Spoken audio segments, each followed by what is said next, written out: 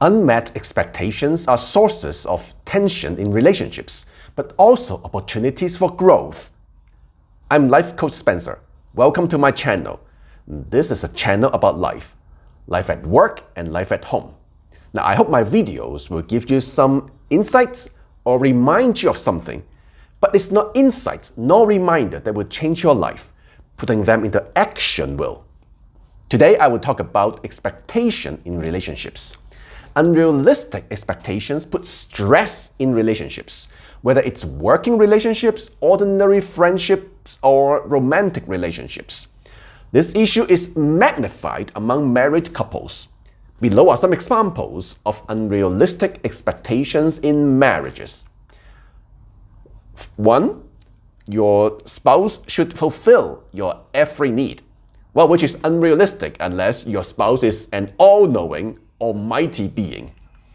Or your spouse is responsible for your happiness, which is unrealistic because you, other people, and environment all have a large part, if not a larger part, to play. You should always be your spouse's center of attention. Well, sorry, your spouse has a life too. Your spouse still has work, friends, and parents, etc. You should be a large part in the life of your spouse, but not the only part. The passion and excitement will never fade. That's only true in fairy tales and romance novels and movies. In reality, married couples need to put an extra effort to maintain their passion towards each other. Well, when you have unrealistic expectations in your heart, and if you don't communicate them or let the other person know about them, they will be, of course, unmet. And unmet expectations cause disappointments and hurts. Now, in order to protect ourselves from further disappointments, we drift apart from each other towards isolation. It can happen in marriage, it can happen in a team. So, we need to understand what are realistic expectations and what are unrealistic expectations. How do we do that? First, don't assume. In our minds, we assume others should know some of our expectations. During my first years of marriage, I expected my wife to know what I wanted without me saying a word to her. A team leader may have a list of things to expect his team members and assume that they should know. As a principle in relationship, if you don't verbalize it or write it down crystal clear, you have no right to expect others to know it.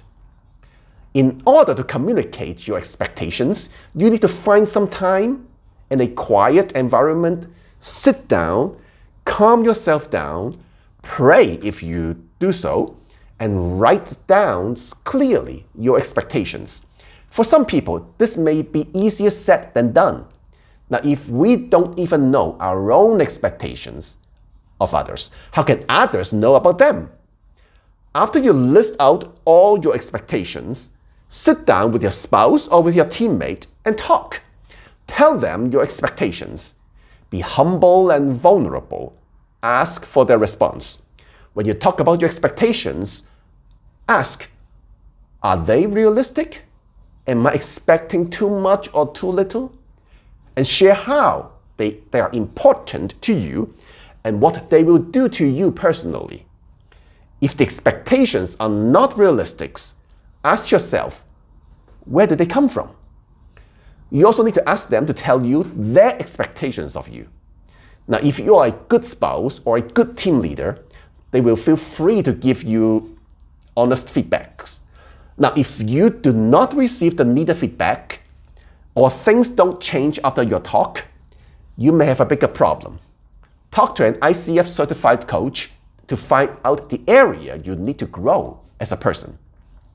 After you talk to each other and adjust the expectation of each other, you need to make an appointment to evaluate.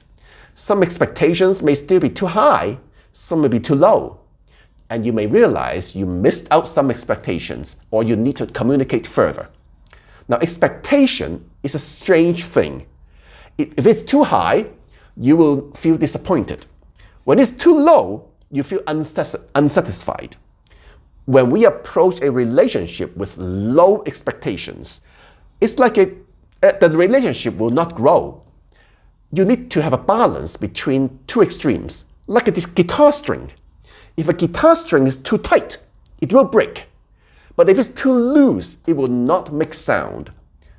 Hold the tension. You may feel disappointed one day or not very satisfying the other, or very fulfilling the other days. This healthy tension is an opportunity for growth for the relationship and for the persons involved. If you need help in the steps I mentioned above, talk to an ICF certified coach. You can also book an appointment with me for some online coaching sessions in lifecoachspencer.com. Next time, we will talk about roles and responsibilities in relationships. See you next time.